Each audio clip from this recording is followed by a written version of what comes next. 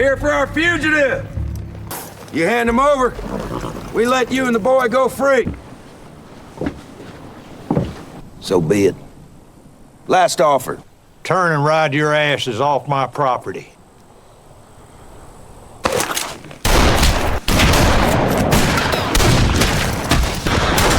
You leave my brother-in-law right where he is. Last chance, an old farmer, alone, against a small army. In a few minutes, you'll understand exactly why these men are terrified of him, and why they should be. In 1906, a wounded stranger, a bag of stolen money, and one broken-down farm are about to collide, and the man everyone underestimates is hiding a secret that will end in a massacre. This is Old Henry. But who is this harmless farmer, really? And what is he hiding in that locked box in his closet? Henry McCarty lives a plain, quiet life in Oklahoma with his teenage son, Wyatt. He lost his wife to illness years ago. His brother-in-law, Al, helps out on the farm and treats Wyatt like his own. On the surface, nothing about this family looks unusual, except one thing. Henry refuses, absolutely refuses, to let his son near a gun. For a farmer in the middle of nowhere, that's a strange rule to die on. What is he so afraid Wyatt will find out? One morning, a horse wanders onto their land, saddle soaked in blood, no rider in sight.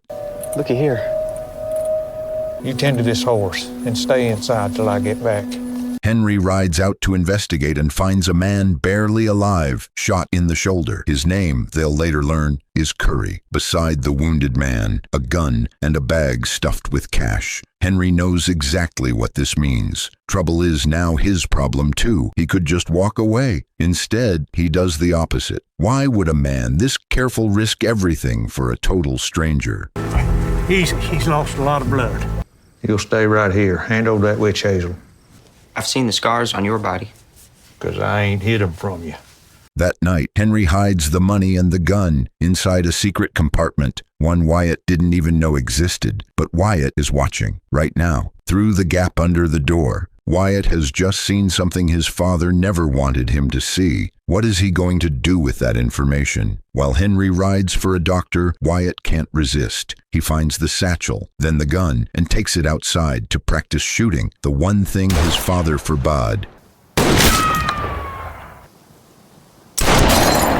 Inside the house, gunfire echoes, and it stirs something in the wounded man. Curry starts dreaming of his home burning, his family being murdered, a killer's voice telling him to keep his head down. That voice in his nightmare isn't random. Somewhere in this story, we're going to hear it again, in real life. And that's not all Wyatt finds. Buried deeper in his father's closet, a second weapon, and newspaper clippings detailing violence from decades ago. Whatever Henry is hiding, it goes back a long, long way. Meanwhile, the men hunting Curry, a sheriff named Ketchum, and his deputies, realize someone covered the wounded man's tracks. Someone is helping him. Narrow it down.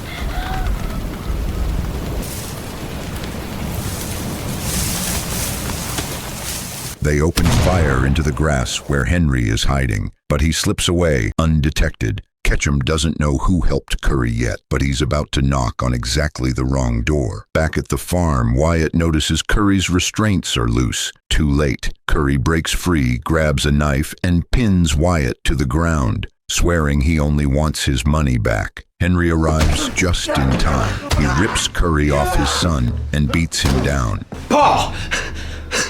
Henry just proved he can dominate a grown, armed man in seconds with his bare hands. A farmer shouldn't be able to do that. Rather than risk exposing Curry to a doctor, Henry removes the bullet himself. Under the pain, Curry finally talks. He's a real lawman. Ketchum and his men are bank robbers wearing stolen badges, and they need to run now. But there's no time to run. Ketchum is already at the door. Henry checks Curry's gun before stepping outside. It's already been fired. He knows more than he's letting on. So does Ketchum. Two liars are about to face off, and only one of them is bluffing. Ketchum introduces himself as a lawman hunting a dangerous criminal, Curry. Then he gets personal, fishing for Henry's last name. When Henry says McCarty, something flickers in Ketchum's eyes. That name belonged to a notorious killer decades ago. Henry brushes it off. No family left, he says. Ketchum backs off, for now.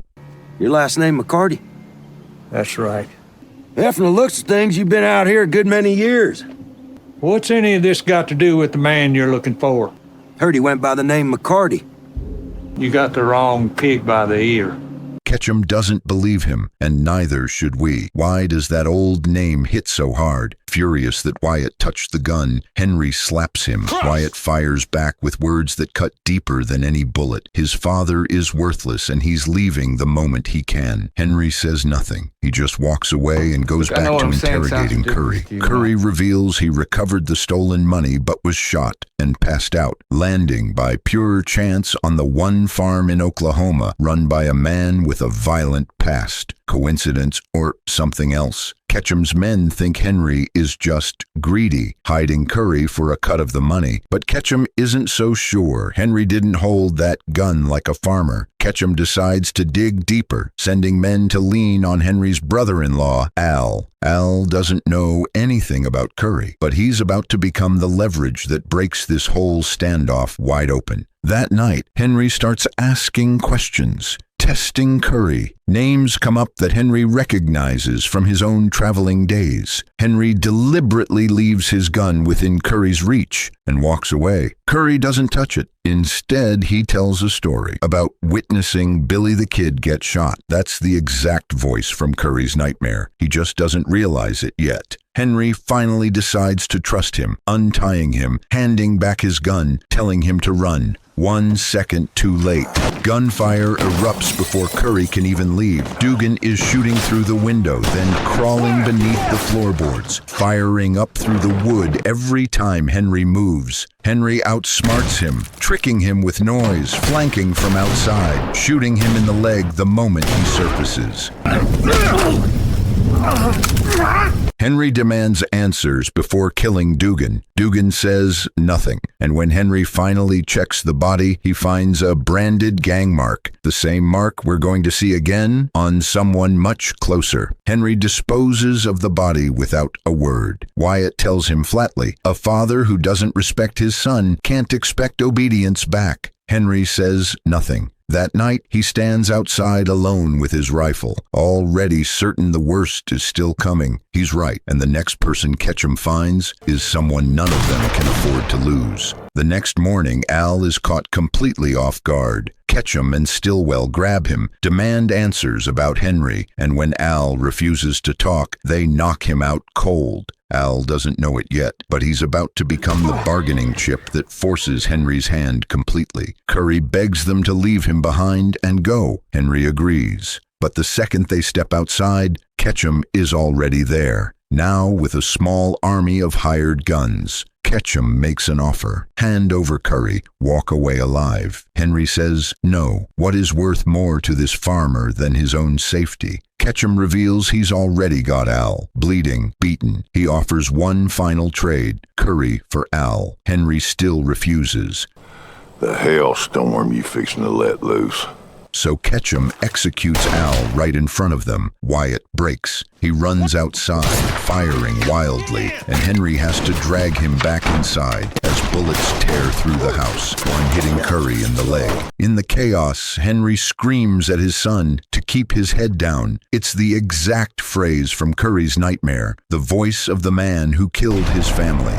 In that instant, Curry understands the truth. Henry McCarty never died in that fire decades ago. He escaped. Henry McCarty is Billy the Kid. The most wanted outlaw in American history has been hiding on a quiet Oklahoma farm the whole time. Now he's cornered, and there's no more hiding left to do. Henry straps on the gun he buried years ago and walks outside like a man who's done this 1,000 times, because he has. He guns down gang member after gang member, blasts a hole through the wall for Curry to fight through, then slips out the back to hunt the rest one by one, a knife in the dark.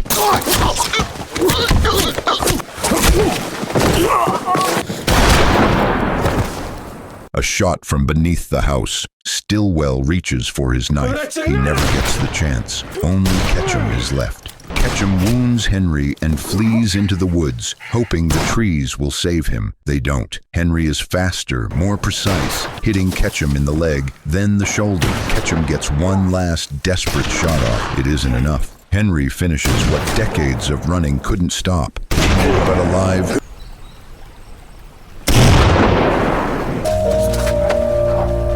Henry limps back to help Curry, and while checking his arm, finds the same gang brand Dugan had. Curry was never just an innocent lawman. Curry shoots him. He admits it now. He really was a sheriff, but a corrupt one working with Ketchum, until Ketchum decided to betray and kill his own men first. Curry wants one thing now, to be remembered as the man who killed Billy the Kid. He raises the gun to finish it. He never gets the chance. Wyatt shoots him down first. Wyatt begs to get a doctor. Henry knows it's already too late. With his last moments, he tells his son the truth.